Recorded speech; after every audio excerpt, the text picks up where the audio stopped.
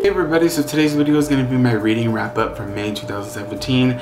Yes, I wanted to make this video right now, because I am headed to the library today, and some of these books are library books and I have to take them back, and I like to have the books that I'm talking about in the video with me, because that's just how I am. And yeah, so I threw my camera on my desk with the sunlight from outside that is ever changing, so I guess we'll see how this goes. But yeah, so let's go ahead and jump right into this. So the first one I read was Nate the Great by Marjorie Weinman Charmot. I gave this, I think, 4 stars on Goodreads. It's a children's mystery book. I didn't get to read this one when I was a kid, and I decided to pick it up now, and I really loved it. I thought it was a lot of fun. The cool thing about this is that I didn't actually figure out the mystery at the end. I was kind of like, oh, children's mystery book got me. That's a good thing. So I plan on reading more in this series just for fun because it's really cute too. So I read that one. And then I read Murder is Bad Manners by Robin Stevens, a Wells and Wong mystery. This is the first book in that mystery series. It has an absolutely beautiful cover. It looks so vintage and amazing just all the way around. The sequel is just as pretty. I have it ready to go, so hopefully I read it. I don't know, we'll see. Probably will just end up on my shelf for another year. Because that's how this goes, right? But this one I think I gave 4 stars, right? Did I already say that? I really loved it. I loved how dark it was. It's about these 2 girls. The main character, though, is told from her point of view. She's Asian, so, you know, thumbs up for diversity. And she's also chubby, like me. And so I really loved that about it. Also too, it was really dark. Did I say it was dark? Because it's dark. There's a murder that happens. There's a dead body in here. And you guys know how I love with my middle grade mysteries have, I'm itching real bad right now, have, you know, actual murders happen. Because, you know, it's just how I am. And that happens, you can actually see a dead body being wheeled out with a wheelbarrow right here. And what happens is their teacher in this boarding school, this takes place in the 1930s, she's murdered, and the main character finds Hazel. She finds the body in the gym, and then when she goes to tell her friend there's a dead body in there, when they go back, the body's gone. And nobody believes him that this teacher is dead. And then the teacher resigns mysteriously, and they're trying to figure out what the heck is going on. Why would someone kill her? And this is really, really good. I really love this. I did not see anything coming. It was really good, which I already said it was really good, but it was really good. Okay, so yeah, so I loved that one. And then this one was my favorite one of the month. I am pretty sure this might be my favorite book of the year. We'll see. I just don't see anything topping this, to be honest with you. I know we're in May, but I just don't see anything topping this. It's now one of my favorite books of all time. That is Lemons by Melissa Savage. I love this so much. You guys know this. I have a book that's video up for it, and I cried in that video, and that should tell you how much I loved it. And this one is about this young girl named Lemonade who goes to her grandpa's to live with him. She's never met him before, because her mother's just recently passed away from cancer, and she goes to this town that's sort of obsessed with Bigfoot, and she meets this young boy named Tobin, and together they sort of try to help each other in a way, because he's recently just lost his father in the war, and they're trying to help each other, but at the same time they're trying to make this summer an amazing summer, while dealing with all this stuff, and they're trying to figure out if Bigfoot is real. And this has, you know, mystery in it, heartbreak, it's sad, and it just has really great moments, and the writing is beautiful, and it's told from Lemon's point of view. And it's just amazing. Oh my gosh, it's an amazing book. So if you're looking for something like that, also this is a perfect summer read because it takes place in the summer, but it's perfect for summer. So if I ever do a summer recommendation video, this will be in there for sure. But yeah, so I love that one. 5 stars. I'd give it 10 if I could. I'm gonna give it 10. I love that book. Then I read Dying to Meet You, which is book 1 in the 43 Old Cemetery Road series by Kate Kleiss, illustrated by Sarah Kleiss.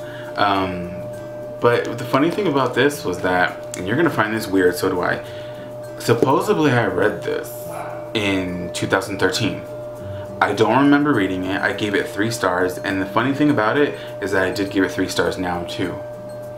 Isn't that weird? I don't remember picking this up. After I read it, I was like, I don't remember reading this at all.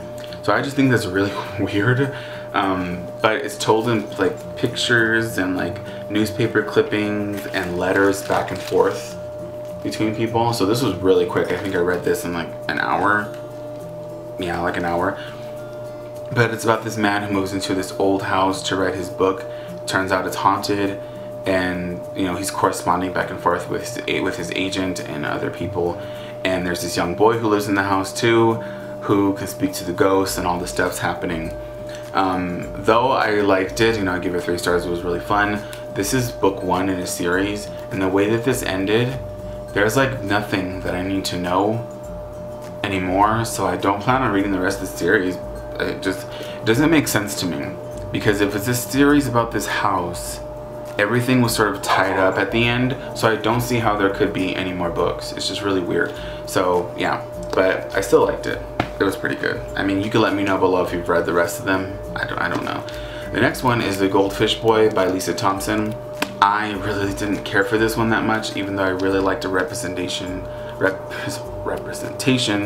of a main character with OCD, because I have OCD. I don't have this particular type of OCD, but this young boy has OCD, and he doesn't leave his house, so he looks through the window all the time. He watches everybody on the street, and he doesn't really witness a kidnapping, but a kidnapping happens while he's looking out the window, and he turns away for a second, turns back, and this little kid's gone, and he's trying to figure out who took this kid, and just trying to help everybody out as much as he can. And though that part of it was really good, I think it was just very draggy, and there's a lot of very boring parts in this, you know, sometimes. And this was, I mean, I could understand if an author is trying to pay homage to something, but if you've ever seen Rear Window, which is I think it came out in the 50s or 60s, but it's a thriller, it's an Alfred Hitchcock movie. And it's about a man who breaks his leg, and he looks through his apartment window. He's just peeping on everybody, exactly what this kid's doing. And he doesn't really witness a murder, but he notices that this man is acting really weird. Then he finds out that this man killed his wife, and he's trying to figure out again what's going on. He has this girlfriend who he sort of sends out there because he can't get out there himself. And you know, things happen. It's a really, really great movie. This is about a young boy who looks through the window all the time, witnesses a kidnapping, trying to figure out what's going on. He has a friend that's a girl who goes around for him and detects some things, and like they were just too close. Though almost, it was really, really too close. As I was reading this, I was like, this is exactly like Rear Window. I don't know, but it was good, but I just wouldn't. It's not something I would read again. Would I recommend it? Yeah, I guess, but that was just real close to that movie. The next one is what is this called? The Atlas of Cursed Places series, because the barcode's covering it. This is book 1, Skeleton Tower by Vanessa Acton. This one is a middle grade horror novel. It was really short, 96 pages long. It was good, just wasn't that good. Like, it was not scary. There was nothing in here that was scary. There wasn't even really anything in here that was creepy. And I love stuff like that, and like, it just wasn't, there wasn't anything creepy in here. So I thought that was really weird for a considering it being a horror novel. It just wasn't scary. It's about a boy who moves to this lighthouse, and it's haunted, and stuff happens, and it was very generic, very unoriginal, and I just didn't really care for it. So I don't know if I gave it 3 stars. It was alright. It was alright. It was alright. Then this one, I don't know why I'm showing this, but I'm not done with it yet. But that's Steeplejack by, I'm moving these books out of the way because they're just messing with my light. Steeplejack by A.J. Hartley. This one is a YA thriller, mystery thriller, and I'm not even almost done with it. I've only read 100 pages of it. It's like 320 something pages. But so far I'm really liking it. I'm filming this video on the 30th of May. So I might finish it tomorrow. I don't know. I'm not sure. So I don't know if this will end up in my June wrap up again too as well. But I'm talking about it now because I'm still currently reading it. But it's a really good book. So, you know, there's that. But yeah, so that's pretty much all I read in this month. I know last month I read 12 books. That was because 7 of them or 6 of them were sort of graphic novelish. So, you know, that's probably why. But yeah, there's a giant ant hill outside. That's a lot of ants. Yeah. Okay, so I get distracted very easily. But I will see you guys next time with another video. Again, go check out Lemons. Okay, go check it out because I loved it. Go buy it. Or get it from the library. And yeah, so I will see you guys. Bye.